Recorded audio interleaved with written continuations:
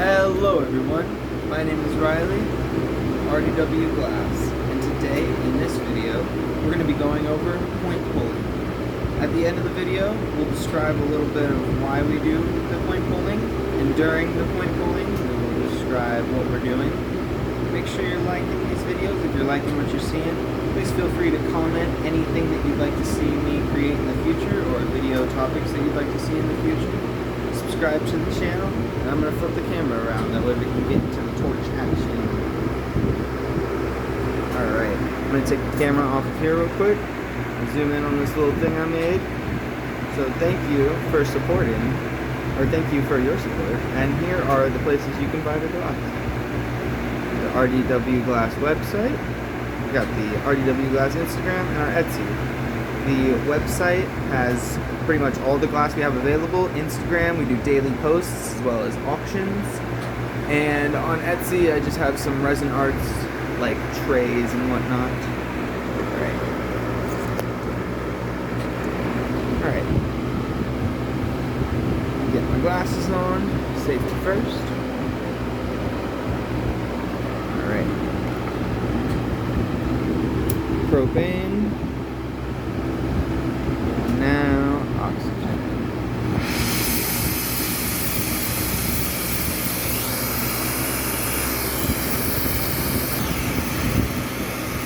So we have here some 24 mil tubing. So you saw us break down some of the, I have some marks. You can write with a permanent marker on glass, and it tends to be okay, and it stays while you hit it with the flame for a little bit.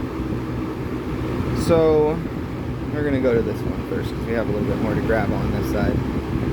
So in one of our last videos we broke down a 12 millimeter tubing, and we were using our shears, these glass snip things. And when we did that, obviously these can't fit around this big of a tube. So you can't break down this size tubing the way that we broke down the other size tubing. Remember, if you hit the oxygen too much, it'll put out the propane, and in that case, that's what you just seen happen. It's always a little fright when you hear that super loud pop. When I have my dog in here and while I'm glass blowing, he definitely hates that. So when we're breaking down these bigger size tubings, we want to make sure that we can have a handle made right into the tubing. And that is a process that we do, and we call it pulling point. You see, I'm just getting a section hot. Very hot. I want to see it red. Molten hot. Yep, no more red. Alright, so now we're going to pull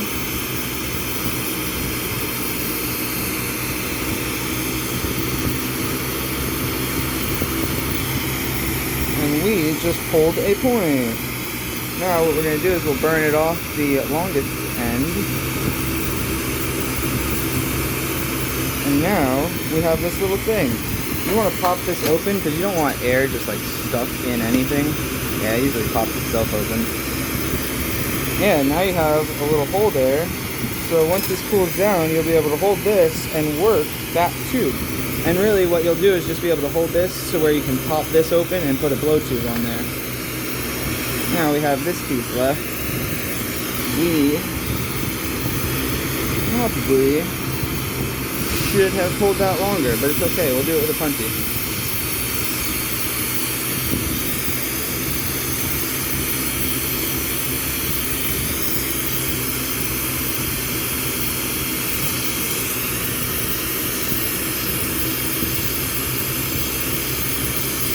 Yep, so remember the reason we pull points is so we can have a handle on long tubing. And mostly it's just a handle used for, something quick.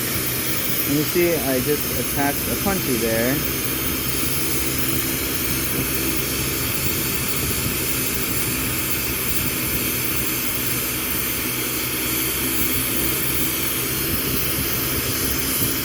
another way you can pull a point.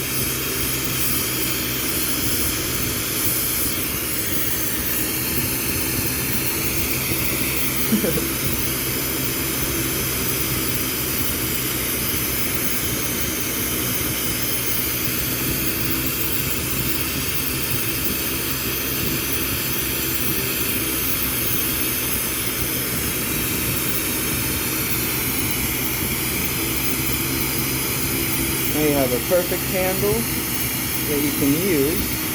We'll break this stuff off here.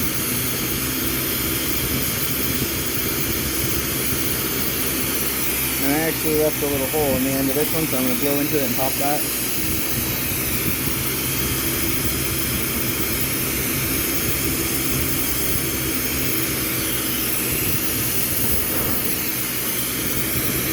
There we go.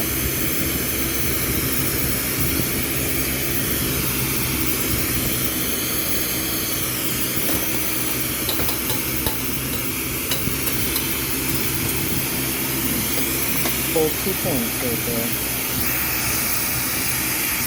I'm going to do one more and go right in.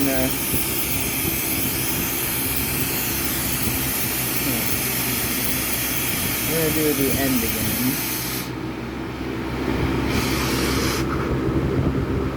Start with a small flame.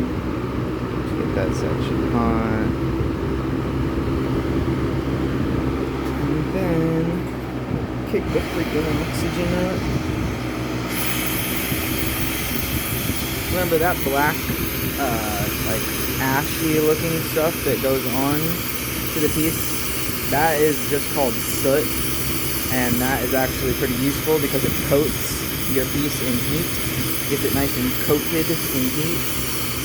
And when your piece is coated in heat, then you can turn your torch up on it, and it won't just crack. Because remember, if you just put glass in a high temperature, it'll just shatter. So we got to make sure that we gradually work temperatures up and down the piece. Do not jump your heat. That's what they used to say. Don't jump the heat.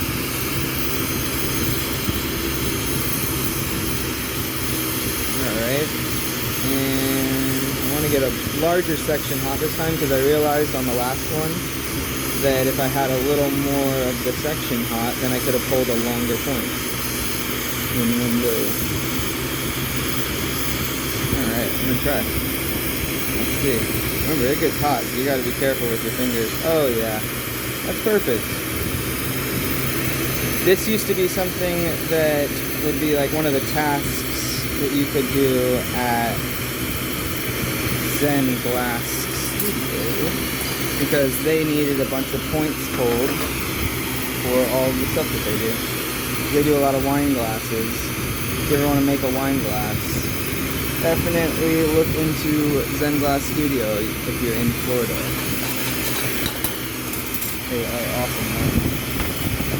Like I always say, that's where I learned.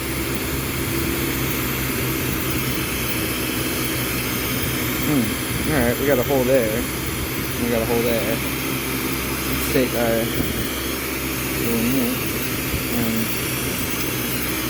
and we'll polish that real quick because we're putting our mouth on that eventually.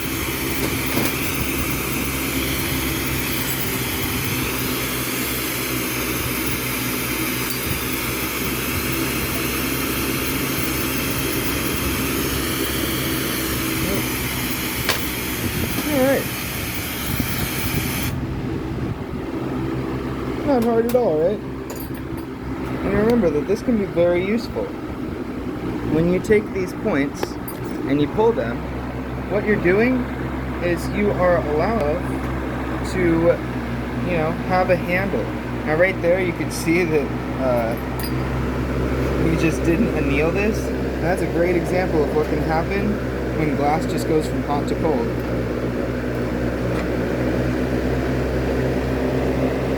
Crazy. Let's see a little bit of a shatter there, but yeah, now we have handles to be able to work the rest of these things and realistically attach a blow tube. Because if you just had a section like this, how are you going to hold that to connect it to anything? You can't. So you do this. Alright. Alright, hope you guys enjoyed today's video, and I hope it's useful for you in the future. Thank you very much for tuning in today. Please like these videos if you like what you're seeing, and subscribe to the channel. And I'm gonna flip the camera around one more time just so I can show you guys the places where we sell the glass.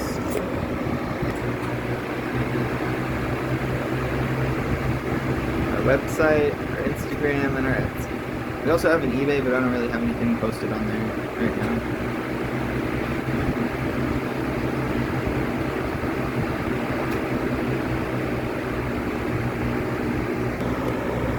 Alright, stay safe everyone. Peace.